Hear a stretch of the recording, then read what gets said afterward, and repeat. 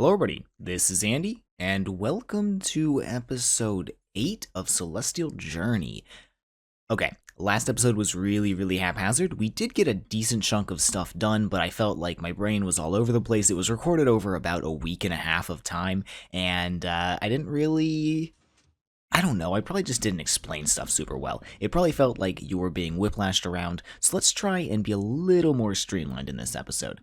So, I am charging my capacitor right now for the video, and it looks like it's done, which means we should have enough charge to get through it. Next, I want to try and get 2 more powered spawners up and running, because we need to, if I can just, instead of having to collect bats, to put in this chest and get used in the soulbinder here, and not have to collect zombies to get used in the soulbinder here, I think that would be much more beneficial, just to like my peace of mind. One less thing to worry about, right? More automation. The powered spawner comes with it a couple of sub-tasks. First things first, let's set up Grains of Infinity automation. So we're going to need a vat with a capacitor. We can use a crappy capacitor, it doesn't have to be that fast. I thought this would be somewhat faster, but you know, 1 second, and it's done. And with this, we can make firewater. Firewater is probably the easiest way to automate Grains of Infinity, because you just place it in the world, grab a ender hopper, and pick up the Grains of Infinity that pop off the bedrock. So that's what we're gonna do. To make firewater, first things first, we have to make some hooch. And I'm just going to use the potato, sugar, and water recipe. And if I did this correctly, we should see it, yep, sucking into here and sending into the output tank. Is it... hopefully we get at least a bucket. Is this 1-to-1? This is 1-to-1. So we also need blaze powder and redstone. Okay, so we... switch? No. No, I don't want to void. Can I just bucket this out? Yeah, and then put it back in. Excuse me. Void. It doesn't like that recipe, I guess. Oh, yeah, it doesn't like the recipe. So, redstone, blaze powder, and make the thing. Perfect. 1 whole bucket of firewater. And we don't need this vat for the time being, so I'm just going to shove it back in the ME system. Now, can we make ender chests yet? And not just the normal ender chest, the good ender chest from ender storage. It looks like the answer is yes, with some effort, because we need the dimensional transceivers, but we have everything else. So let me put in the recipes for this. To do this process, I'm actually going to set up another soulbinder right here to make, and that's an ender... Oh, don't look at those things. Those things are incredibly deadly. That's an ender spider. We want to shove endermen into vibrant crystals here. Let me steal the capacitor from this bad boy and shove it into here. And yeah, this is necessary to make the ender crystals, which are another problem. So we want 3 powered spawners now. And since the best way to get endermen is to do it in the end, I think we should probably just go kill the ender dragon. So I made some eyes of ender, and I guess we'll follow them, and I'll see you at the portal. And by using a very cool speedrunning strat called Have Journey Map installed, I have found the portal. The portal literally just shows up on your journey map, so you can just go right to it, as soon as you find the stronghold, that is. So, this bow should be more than enough to destroy the ender dragon. Just need to clean up my inventory a little bit, and we can jump right on in. Bye-bye granite, let's go. And since I can also fly, there is no reason for me to lose this fight at all. Just shoot arrows in the general direction of the crystals, and one of them will hit it, and then we'll shoot the ender dragon. And I think those things want to kill us. But for some reason it wants to kill him. Bye-bye. All the crystals are gone. Now we ought to be able to kill the dragon in like 5-10 bow shots? No, don't perch, don't perch. I can't shoot you with my bow if you perch. Oh, there we go. Perfect. that was, I think, 5 hits, which is not a lot. And he's not making any noise. Do I have hostile mobs off? No? You should be making noise. Whatever. It's really loud anyways. I don't particularly want to hear it. And now we have access to things like draconium. Please leave me alone. I'm just gonna go ahead and snag a bunch of endermen, and then we can make a bunch of those ender crystals, just like batch crafting them. Eventually, what was that? That guy? I did hear a gas sound. Maybe these guys like mimic or something. They're called watchers. I don't know what they do. But anyways, enderman, you're mine now. I did also collect the dragon egg and dragon heart and all that kind of stuff. We don't need it right now. I'm not going to worry about it, but I do want to make 2 of these bad boys. It's going to be a little bit of crafting, but I think that'll be just fine. Okay, I've gone ahead and cleared out a little bit of an area directly below our base, and this is where the fire water is going to go. I believe these are loaded chunks. Yeah, all of these will be loaded chunks, so it doesn't particularly matter if we place it all within the same chunk, but yeah. If we wait long enough, we'll be able to see this thing start spewing grains of infinity all over the place, but I'm going to go ahead and make an ender hopper, and then wait for these ender chests to finish up. They're getting closer. And then we can set up the entire system. And just so you know I'm not lying, there's the first grain of infinity. This is significantly slower than just burning the bedrock, but is entirely passive and doesn't require me to, as you can see there's another one, require me to set up some auto clicker with flint and steels and then replace the flint and steels. That's just not worth it. This is much better. Alright, so the first ender chest is done, and we're going to leave this, I believe, on the white channel. So we're going to throw this one here, and basically what we're going to do is you can set channels for these. Basically, not an infinite, but an incredibly large number of channels with these 3 different combinations, more than you would ever feasibly need unless you're using this for literally every automation you're doing. So yeah, we have these 3 white channels, and what we're going to do is we're going to set an importer, and basically anything that is out of like our ME range, we'll import into the ME system using the triple white channel. We can put this ender chest wherever we like as long as it connects to our main network. And I'm going to basically just throw it right here. Do I have importers on auto crafting? Odds are no, and odds are I can't just craft it. Actually, really close. Give me, do I have normal pistons on auto crafting? Give me a normal piston, please. And let me sticky this, and let me make an importer. I didn't think I'd have all the stuff for that. Apparently I had an extra core of some sort, and then I just need a cable, and we can hook it up just like, hello creeper. You're going to explode. It's perfectly fine. Put the importer there, and it should begin sucking all of these things into the ME system slowly. We can add acceleration cards to make this much faster, but I don't have them on auto crafting yet, so this thing's just going to be really slow. That solves our grains of infinity problem, so let's try and order 3 more powered spawners. I don't think I have the stuff for it. Yeah, we're missing a ton of obsidian and glowstone, and we don't have enough grains of infinity yet, but other than that, we can pretty much order it. So let me go gather some more glowstone and obsidian from the nether, and we'll order the 3 and then babysit our machines.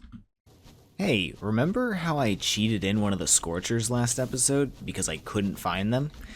Yeah, these guys are right next to our nether portal now. That's just so cool. I really love it when I cheat because the game hates me and then it just hands the thing to me later on. I went ahead and shot off crafts for shield projectors, for some soul vials, those are really easy, and 2 of the 3 powered spawners we want. This isn't all going to finish quickly, mostly because of this, but I think I'm going to go watch a 5K race really quickly, and I'll be back in 20 or 30 minutes, and hopefully we will have most things sorted out.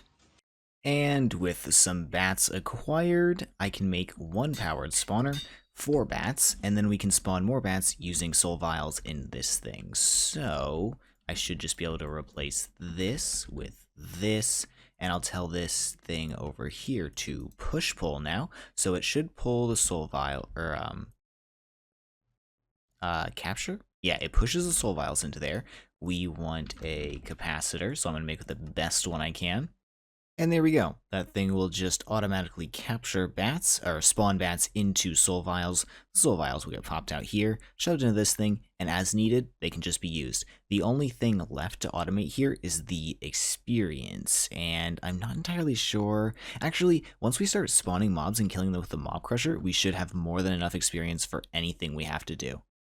And there we go, the other powered spawner is done, so I set it up for zombies in here. I believe it uses a very specific type of zombie because I encoded a specific soul into a specific broken spawner, so maybe they don't stack properly. Wait, do these not stack either? Oh, that's a little unfortunate. Just means the crafting's a bit slower. That's perfectly fine with me. I am very content with this system because it's passively automated. And I think it's time to use up our bound blade to make the mob crusher. There it goes. I did get a couple extra blood shards, so we can duplicate these pretty much infinitely as long as we don't use our last few. Hopefully we won't ever actually need a true bound blade for ourselves ever again, and we can just make sure that we don't use up all of our blood shards. So I'm about ready to go into the nether and set up our mob spawning and mob killing area. However, we do need to do one thing first. I want to have access to our IMI system there, which means we need to have a quantum link chamber. These parts are easy. We already make them for various different things because these are used in the machine cases. So, it was just a matter of ordering them and making sure I put in the recipe for this, which is also really easy. The main issue is we don't have a great way of making singularities in this pack. In fact, there's just there's no good way. So what I've come up with is I think we're just going to use endervores. I have 12 of them here, and I believe this means we will be able to pump water out of it incredibly quickly because there should be technically 3 infinite sources in here, so we'll get 3 buckets a second, and throw it into this matter condenser right here. So let's grab ender fluid conduits, which I have on me, and let's actually put them into my hand and place them down. We'll extract on brown, as always, and then I should be able to insert on brown. I did make a 64K storage component. Looks like it's not quite done yet. We're waiting for the redstone alloys. You need to put a 64K storage component in here to actually make the singularities. Otherwise, this is a glorified trash can, and anything you put in here just disappears. And if that goes in there, I'm glad it doesn't automatically go into this spot because that would be incredibly unfortunate. And that looks like it's doing multiple buckets per second. I don't think that's millibuckets. We're not pulling out water that slowly. So I think this thing can entirely keep up. Yeah, it looks like it's able to entirely keep up at a bucket per thing per second. So this will take some time. I'll actually probably let me measure 1,000. So once this is 1,000, I'll start a timer and we'll see just how long this is going to take actually. It was on the dot just about 40 seconds, which means at the current rate, assuming I don't change anything here, this will take exactly 170 minutes or about 3 hours. So yeah, that's a while. Is there anything I can do to feasibly speed this up? How much wood do we have? Oak wood, 114,000. I could begin exporting oak wood or iron ingots or infernium essence, inferium essence, something like that, into there, which could work. Or I could just accept that we don't have access to our ME system in the nether this episode, which I think is what I'm just going to do. So yeah, I'm going to go set up a area to spawn things, and I'll be back as soon as it's a little bit done. So the first thing I want to set up is the Shield Projector, and if I understand it correctly, you basically just make a big block out of these shield templates, which I guess I missed a spot here, and that should be a huge just box of shield templates. And then if I go over here and flick this lever to turn it on, it does nothing. Um, it says on to activate. I don't know how this works. Wait, I might have figured it out. Ah, yes, okay. You whack it with a wrench, and then we should be able to turn it on and off just like this. So, the way I have this set up is it's supposed to be solid to hostile mobs and also damage hostile mobs. So, if I get a hostile mob and put it in here, it should just be able to stand here and die. That also means if I put withers in here, they should also just die. Slowly, but they will die.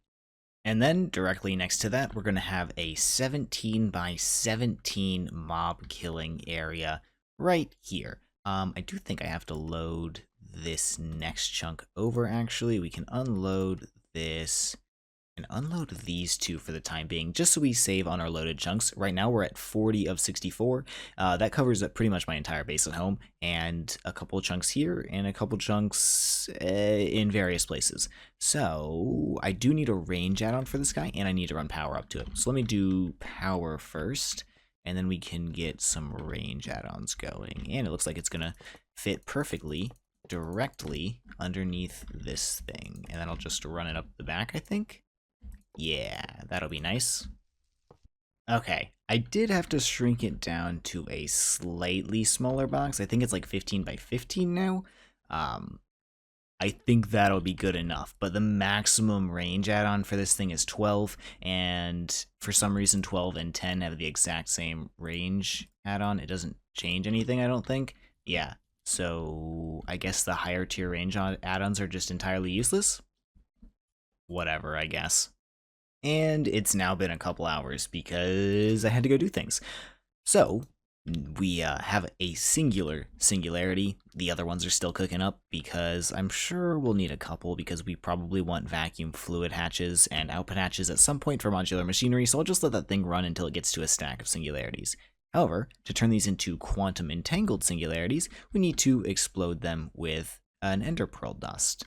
So, hopefully this doesn't cause excessive damage to my base because I do, I do have the chunk thing on, so it doesn't cause any griefing. And we get quantum entangled singularities. These things are essentially unique, like, to one another. There can only ever be two of these.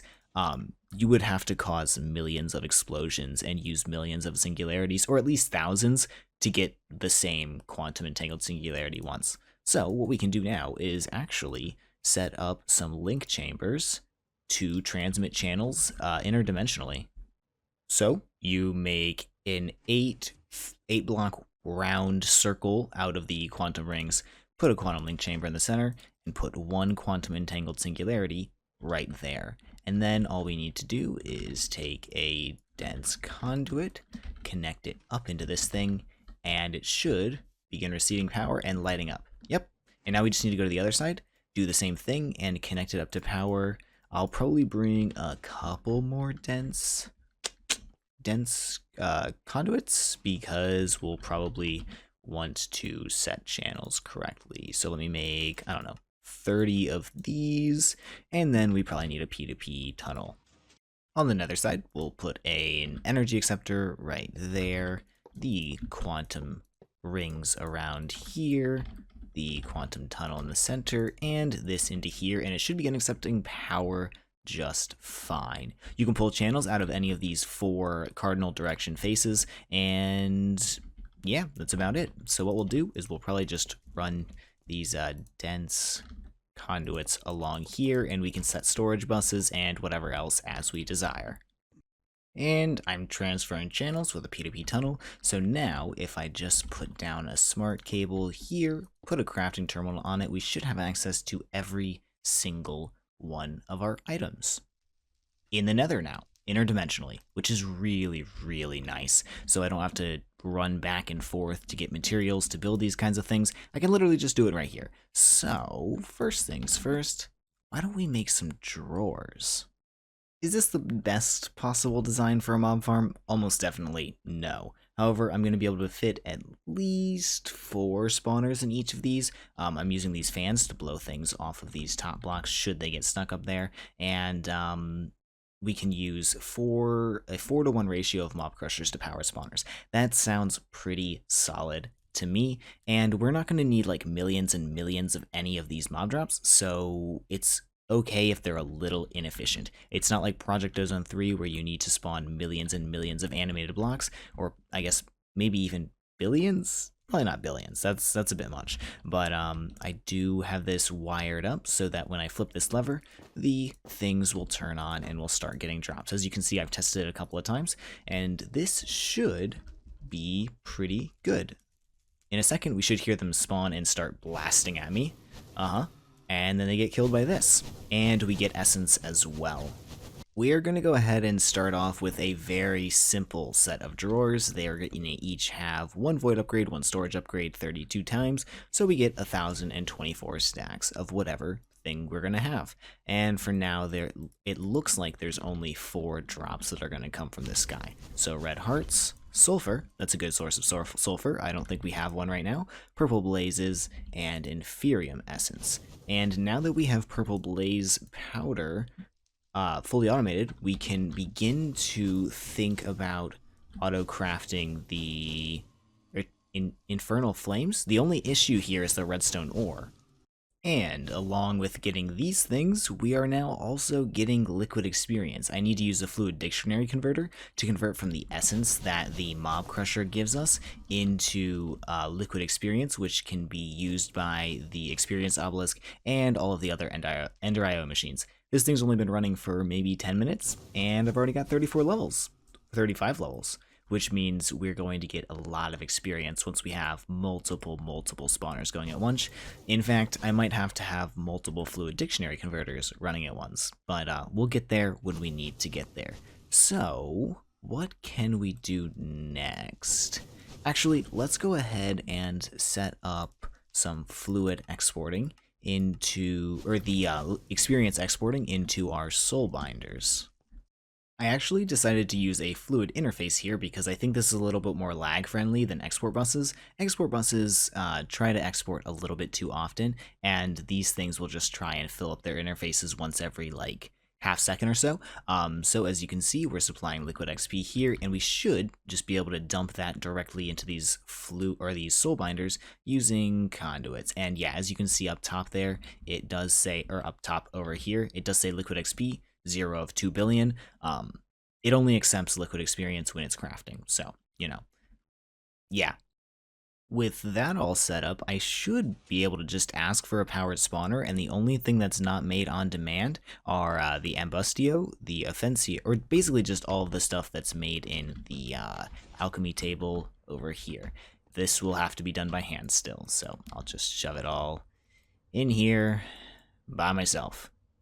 Okay, so let's attempt to progress a little bit further in Divine RPG before the end of the episode. I don't think I have enough time to get into Botania because we need to get to Wildwood, but let's go ahead and do our best. That thing is mad at me. I need you in a soul vial so I can spawn you and kill you. Wait, that's not the direction to leave the end. This is. And if we set up the system correctly, I should just be able to put this spawner in here, turn it into an Ender Watcher spawner, and yep, it supplies the levels. Perfect. I do need to make an Enderman spawner at some point, but for now, this will be good. Okay, so if this thing works correctly, I should just be able to do that, and no more rounds should spawn, and we can just go in here and throw the other powered spawner right there. And it does need a capacitor, which means I'm going to have to order a capacitor, which is perfectly fine because we can order stuff from here. And there we go. Alright, shove this in here, it gets power, it starts spawning, and oh wait, it shouldn't start spawning because it needs to be active with signal. Yes, okay, because this one is also active with signal, and this redstone line has been destroyed. Oh wait, no, it got destroyed because I broke the block. Where is my redstone thingy? Okay, and here we go. Spawn me some watchers. I am going to have to put the slots into here, and those are probably the 3 things we get from them. I'm not entirely sure. You get this. Yes, okay, so they are technically like Endermen, so they do give some Enderman drops. How did you get out? Ah, whatever. Oh, I looked at him. Whatever. He'll be fine. Ow. Jerk. Oh, and before I get to ever do this, I did make the other 28 blank rooms so we can upgrade our altar to tier 4, and let me replace these, and then we'll make sure this is actually correct, because I'm not sure if these large bloodstone tiles are in the right place. Pretty sure they are, but, you know, never certain. I didn't actually look it up. I'm pretty sure I just kind of placed the pillars as I thought they should be. Yep, looks like we're good. The divination sigil tells you what your tier is up here, and we are at tier 4, which is completely correct. So, nice. Only one tier left to go. I think theoretically we can get to tier 6 in this pack, but most of our altars will only need to be tier 5 in general. Hey, bud. Thanks. It's also time that we need to start spawning and killing these super annoying archer guys. Don't want to kill them by hand, even though they're super common, because we're going to need hundreds, if not thousands of their drops. I might die here. Nope, looks like I'm good. I'm waiting for powered spawners so we can start spawning the, what are they called? Wildfires? So I thought, why don't we make teleportation a thing that we can do? All we need really is these matter receivers, and I actually didn't check the recipe of the charged porter. I assume it's nothing insane. Ooh, we can get the basic one, and I think that'll be alright. What is this one? This one just holds more RF, right? We have a battery, that's perfectly fine. So, we're going to need to make some nutrient distillation first. I think one of the better recipes is actually zombie head and sugar, along with the water, to make a little bit of nutrient distillation. I don't know how good the ratio is. Maybe 3 to 750-ish, 2 to 750-ish, but I'm just going to try and get maybe 16-ish buckets. Alright, a Cyclops spawner and a wildfire spawner. And Dew of the Void is finishing up, but let's go put those spawners in really quick and add the drawers to the Ender system thingy. Okay, a couple of changes have been made. It has come to my attention that Ender Watchers are really tiny, so the Mob Crusher is now here. That should literally change nothing else because all mobs' feet will touch the floor eventually, so we'll be fine. Next, let's put the wildfire here and the, oh god, I forgot about the fans, and the Cyclops here, and I hope this is enough space for the Cyclops to spawn. Maybe not, we'll see. And where is that redstone wire? There's one of them, and there's two of them. Hook it up here, and then we can turn it back on. I do have a couple of these guys trying to kill me right now, but it's okay. We'll mess them up really quick. One change has been made. The Cyclops spawner can't spawn up there because I think the ceiling's too short and it can't find any spawnable spaces. So we'll just spawn them forever right there. Hey, looks like this is an infinite source of gold as well.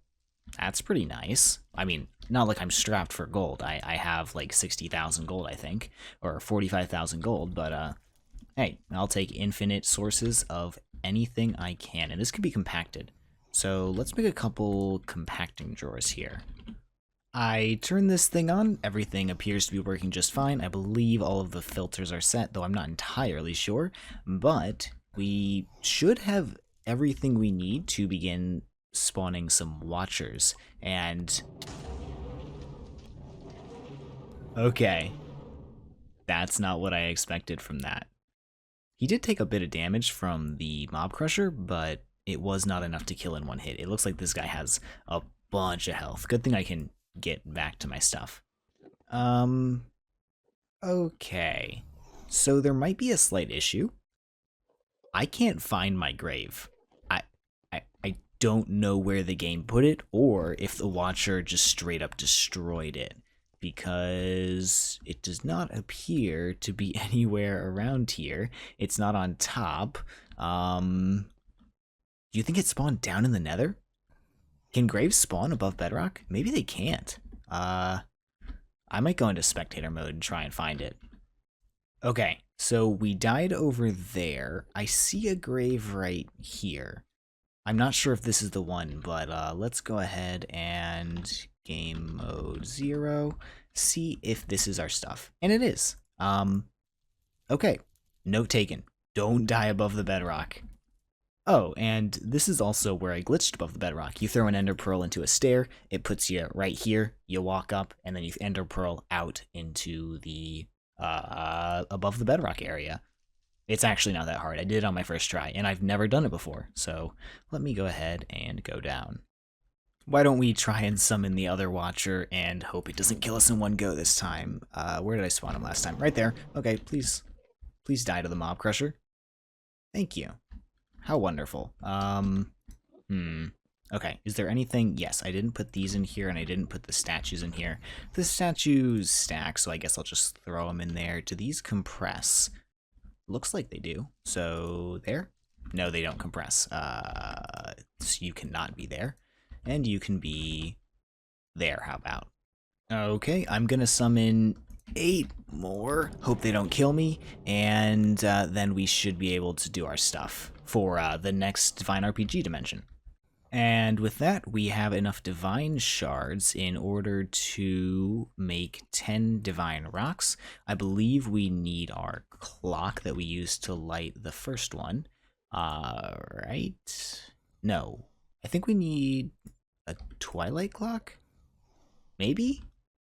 I'm gonna set up the portal, but yeah, I'm pretty sure we can't light this until we make the twilight clock. So for now, this will remain unlit. We'll get into this dimension next episode. Things I want to finish up with. Let's make some matter receivers, or make Do of the Void to make some matter receivers. So we can teleport to the nether, to our base, to our, what is the auto farm area, whenever we want to. I should be able to make 6 recipes of Do of the Void. We have 8, 16, 24. It takes 4 buckets to make 1 bucket of Do of the Void. Yeah, we should be able to make 6 buckets, which will make us 6 matter receivers, which is perfectly enough for whatever we need to do. So, I'll maybe automate this someday when we want more matter receivers, but for now, no reason to do this at all. So there we go, some Do of the Void. Okay, first matter receiver's done, and first charge porter is done. Apparently these can only have one destination at a time, so we'll set one to the nether roof, and I'll probably rename this guy. But if I say even go all the way over here, because it is chunk loaded, I think, yeah, I can just teleport to it, and my battery should refill the porter almost instantly. Let's try again. Yeah. Pretty nice. It holds 200,000 RF, which means we should be able to teleport interdimensionally, if I'm not wrong. Why don't we try? The other matter receiver is done as well now. This one was renamed Nether Roof. This one can go here, and then get renamed just to base, I think. Apparently I don't have a singular level, so I'll rename it later. So, let's test the interdimensionality of this stuff, and looks like it's gonna go. Oh, that was perfectly fine. Really fast, too, actually. So yeah, we can just get here whenever we want now, as long as I don't reset the target for this thing. I wish you could lock it, but, you know, that's fine. So I'll just go ahead and carry those 2 around with me in my bag, and we should be able to teleport home or to the nether roof whenever we want to. However, I think that's going to be all the time we have for today. I think this video might actually be quite long, but most of my videos recently have been pretty long, so hope you guys are enjoying that. That's all I have. Have a fantastic day. See y'all next time. Take care. Bye-bye.